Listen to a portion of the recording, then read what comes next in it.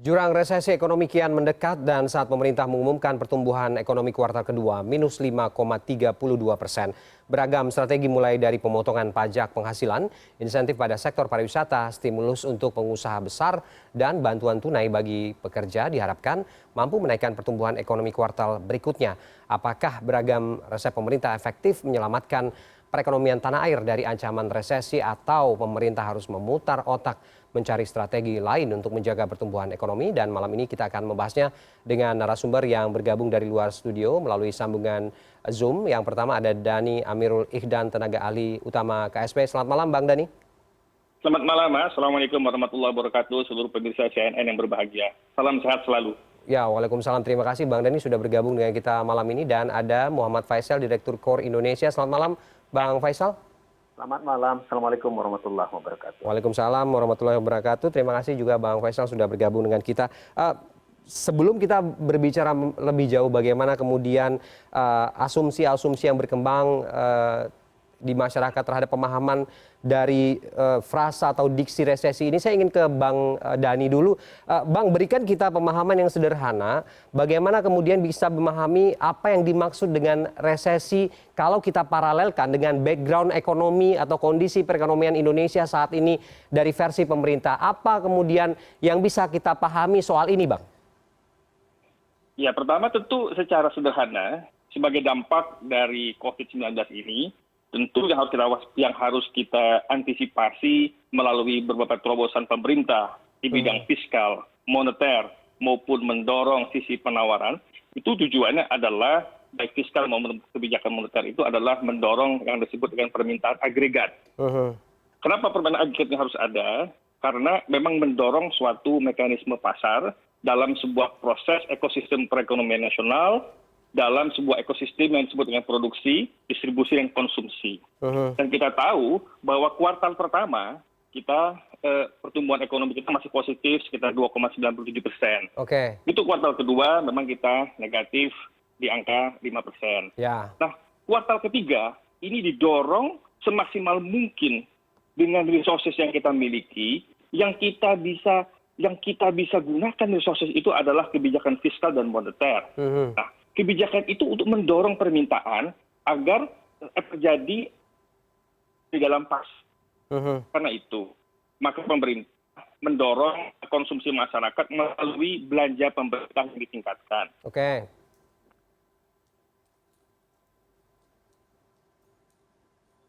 Distribusi dan konsumsi itu bisa berjalan dengan optimal. Namun kita juga akui, sebagaimana apa yang disampaikan oleh Bapak Presiden dalam beberapa kali rapat terbatas, bahwa beliau menekankan soal penyerapan anggaran. Bahwa penyerapan anggaran ini memang masih belum optimal. Sementara beberapa bulan yang lalu, pemerintah sudah menggunakan instrumen fiskal, instrumen moneter untuk menurunkan suku bunga, melakukan mekanisme stabilisasi kurs dan sebagainya.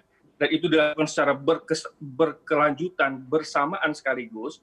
Tapi bagaimanapun juga kita harus akui bahwa UMKM yang harusnya cepat mendapatkan stimulus itu dan dapat mengambil peluang itu memang belum optimal. Jadi penyerapannya kepada sektor UMKM masih di bawah 15%. Penyerapan dari dana insentif perekonomian kepada UMKM, kita lihat sampai dengan akhir Juli lalu memang masih di bawah 15% penyerapannya. Untuk sektor korporasi juga masih sedikit. Ini juga menjadi concern kita semua agar ke depan ini terus ditingkatkan. Mungkin juga prosedurnya atau mungkin juga daya beli, karena bisa saja ada fasilitas penurunan suku bunga, ada fleksibilitas pembayaran hutang, ada rescheduling hutang, namun daya belinya kurang, sehingga UMKM juga tidak melakukan proses produksi secara optimal. Oleh karena itu, pemerintah harus melakukan yang disebut dengan countercyclical ini. Nah, jadi dalam kebijakan fiskal dan moneter, kita kenal ada yang namanya kebijakan ekspansi dalam bidang ekonomi. Nah, ini yang disebut dengan pelaksanaan di lapangan sebagai countercyclical, di mana ketika perekonomian lemah atau titik yang negatif dalam pertumbuhan perekonomian, pemerintah mendorong melakukan stimulasi dalam bentuk countercyclical untuk meningkatkan belanja pemerintah dan meningkatkan konsumsi masyarakat. BSD ditingkatkan, bantuan sosial kepada pekerja yang ke depan ini juga akan disalurkan. Ini yang di luar di luar PNS dan BUMN ya. Di depan pekerja BUMN Ya. dan di luar pekerja pegawai negeri sipil atau ASN, maka diberikan fasilitas itu sebagaimana yang disampaikan oleh Pak Budi. Oke. Oke, Bang Dhani, kalau kemudian publik membaca minus 5,32% ini seperti apa? Bisa dikategorikan dalam parah, biasa aja atau bagaimana? Sehingga kemudian skema dan mekanisme pencegahan ini sudah... benchmark dengan beberapa negara lain, kita sebetulnya relatif lebih baik atau relatif tidak terpuruk terlalu jauh. Oke. Nah, karena kalau kita membaca juga ada pendapat atau opini dari McKinsey, salah satu konsultan internasional ternama, mengatakan bahwa Indonesia akan diasumsikan Indonesia akan cepat mengalami recovery atau pemulihan terhadap krisis ekonomi akibat pandemik ini. Nah, apa yang disampaikan oleh McKinsey tersebut itu juga menjadi challenge bagi kita, menjadi tantangan bagi kita untuk membuktikan bahwa kita bisa keluar dari krisis ini dengan cepat. Nah, jadi kalau kita benchmark bahwa dibandingkan negara lain yang minusnya itu banyak yang di atas 10, 15 bahkan 20%, kita masih di atas, kita masih relatively 5%, minus 5%. Nah, itu diharapkan nanti dengan terobosan dan lompatan-lompatan di bidang fiskal maupun moneter yang kita lakukan secara bersamaan dan program counter cyclical yang bisa kita lihat resesi di lapangan, itu bisa melakukan pemulihan di kuartal ketiga ini dengan baik. Jadi saya concern-nya kepada what next-nya dan bagaimana memonitor agar program pemerintah di bidang fiskal dan moneter untuk mensupport permintaan agregat di dalam pasar, mekanisme pasar bisa berlangsung optimal, kita kawal proses ini sebaik-baiknya. Oke.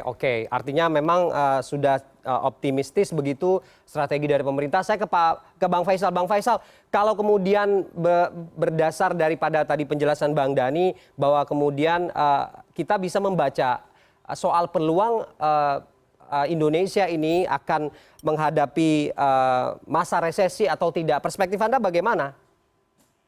Gini, tadi cara bacanya ya kalau minus 5,3 itu artinya kan sebetulnya transaksi atau kegiatan ataupun produk domestik bruto kita pada tahun ini itu terkontraksi 5% dibandingkan dengan tahun yang lalu pada periode yang sama itu cara membacanya gitu.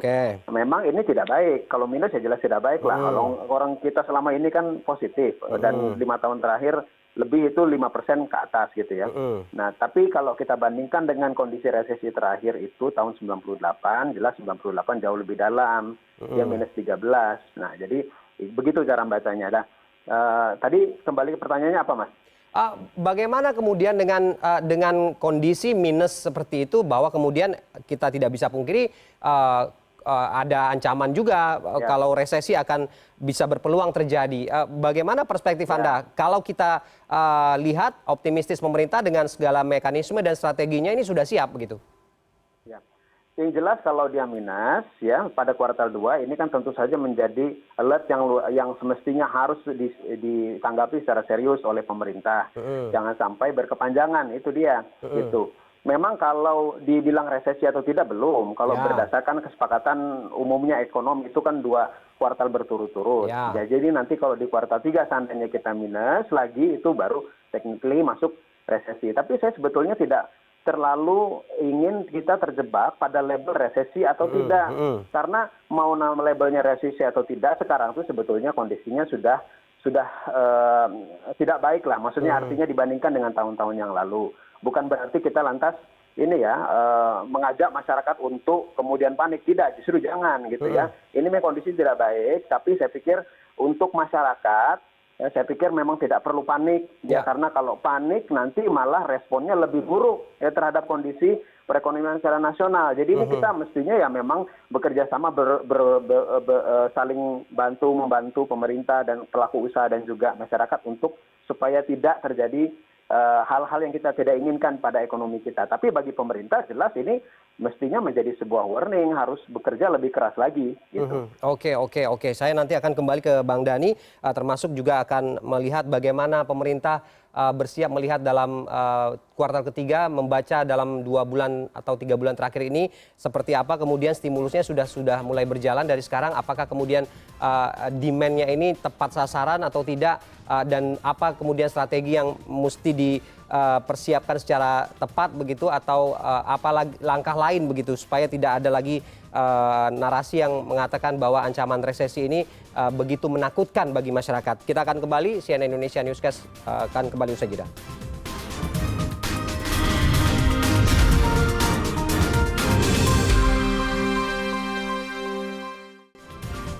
Kita kembali dalam diskusi kita malam ini masih dengan Bang Dhani dan juga Bang Faisal. Bang Dhani, saya ke Anda.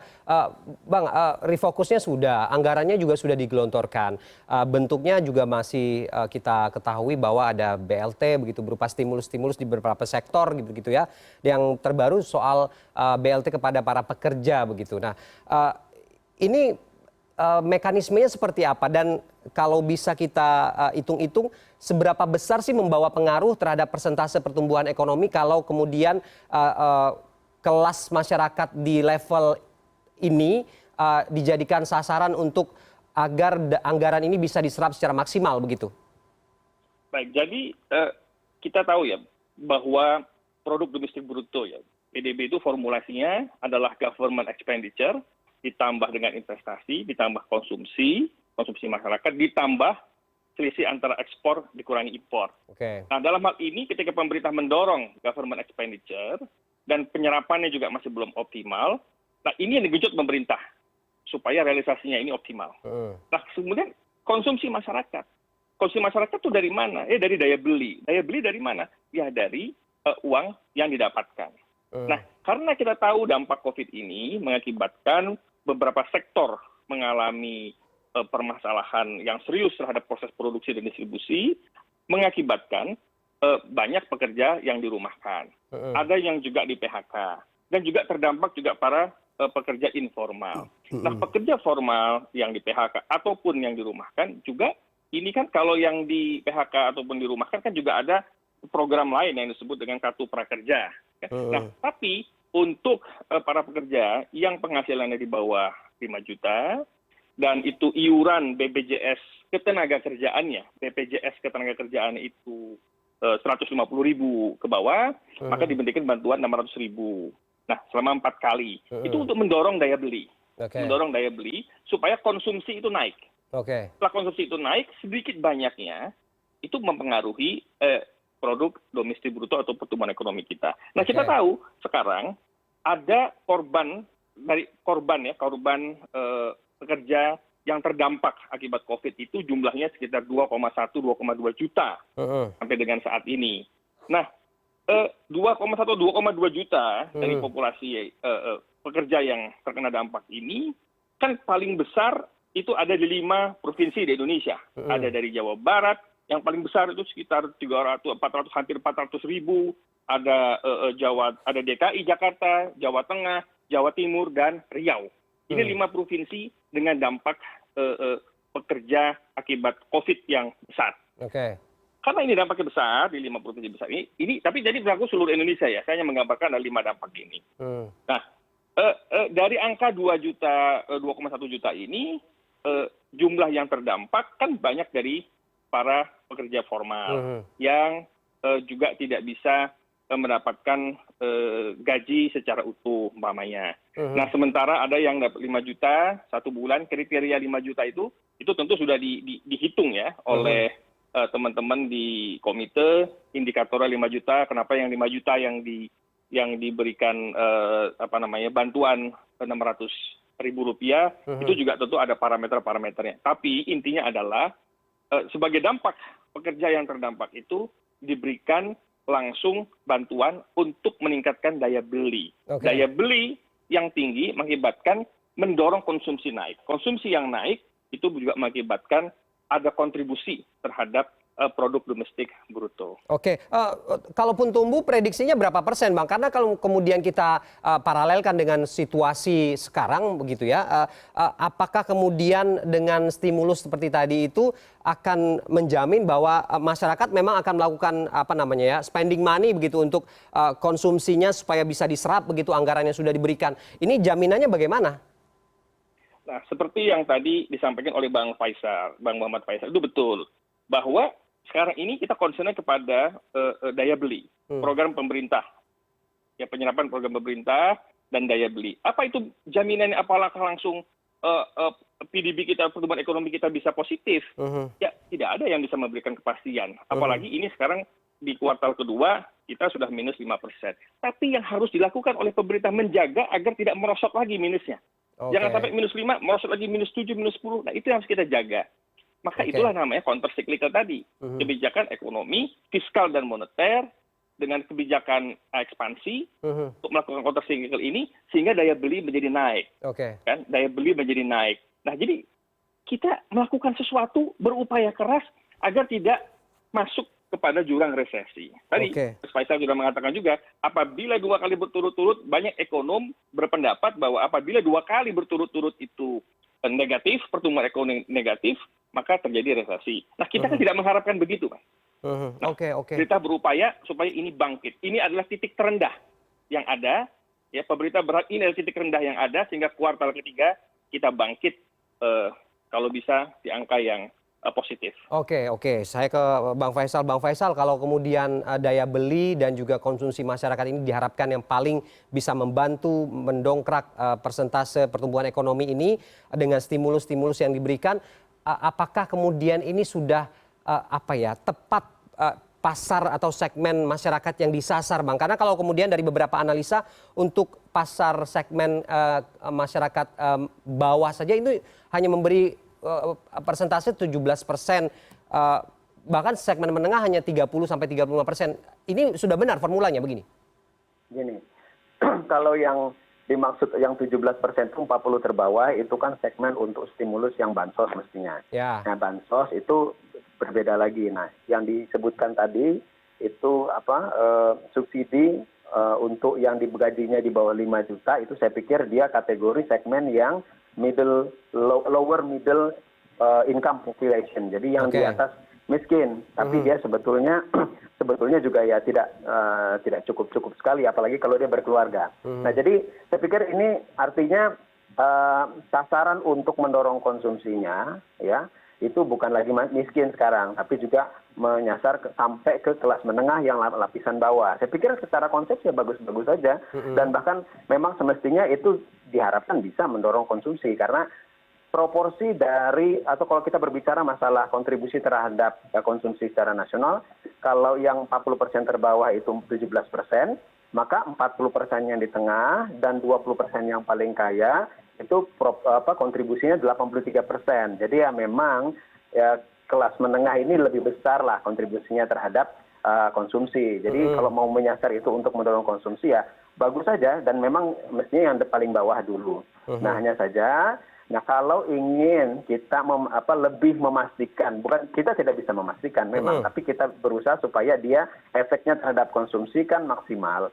Nah, berarti ada beberapa hal yang harus diperhatikan. Jadi yang pertama misalnya, kalau yang di bawah 5 juta ini mesti dilihat juga apakah dia berkeluarga, apakah dia single. Karena kalau dia berkeluarga tentu saja pengeluaran dia sebetulnya lebih berat, sehingga kalau dia dapat uang, ya ini kemungkinan nih dia tidak cukup nih kalau dia gajinya di bawah 5 juta.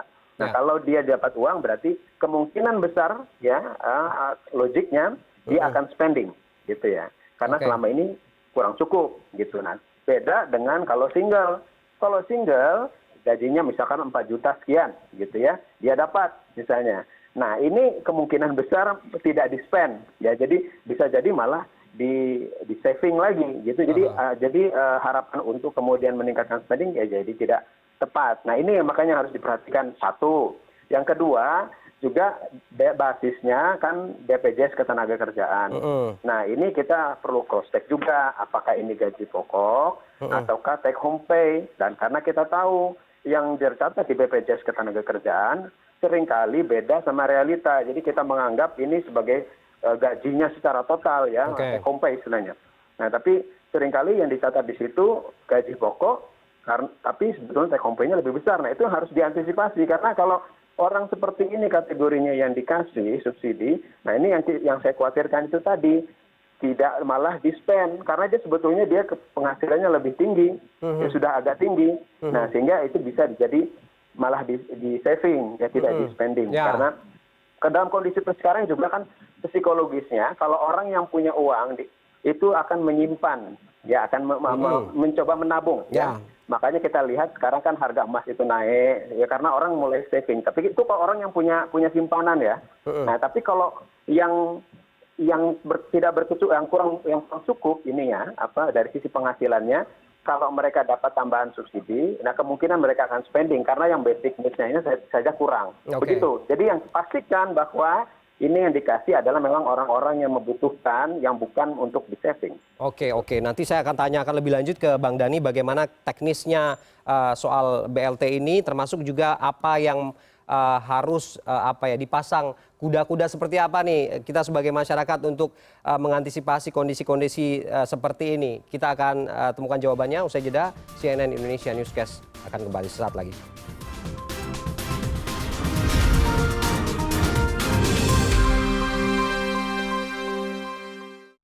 Ya. Kita kembali dalam diskusi kita malam ini.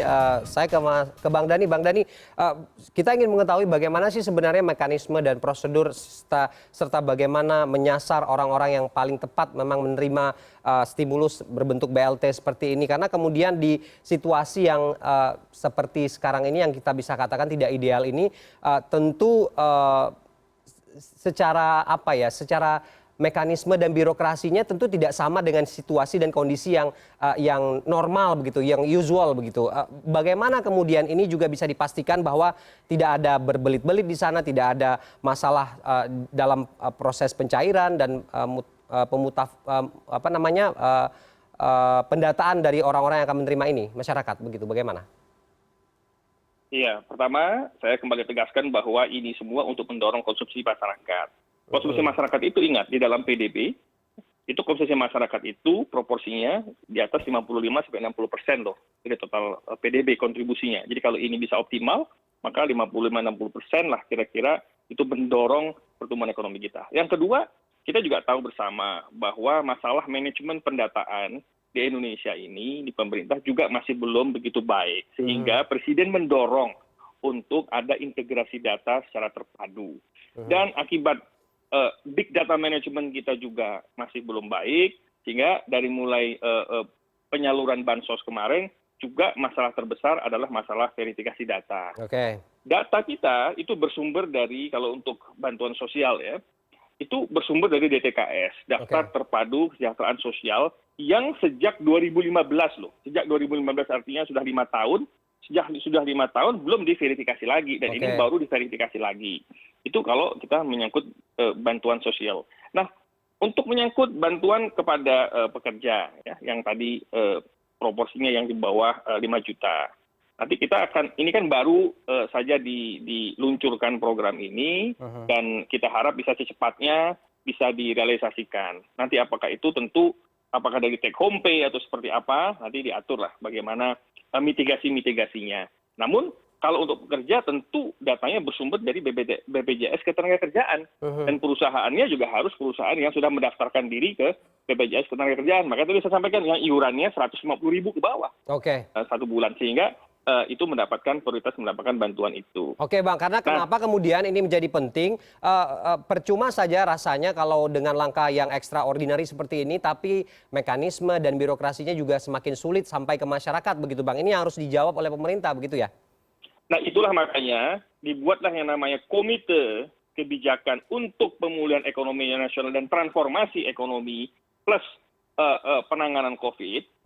Itu tujuannya untuk melakukan terobosan itu, men-shortcut birokrasi yang ada di dalamnya dan melakukan mitigasi-mitigasi di lapangan agar semua proses bisa berelaborasi dengan cepat. Karena di dalam pasal 5, pasal 6 di dalam Perpres 82 itu juga dijelaskan dari mulai mekanisme pelaporan sampai kepada keputusan yang mengikat.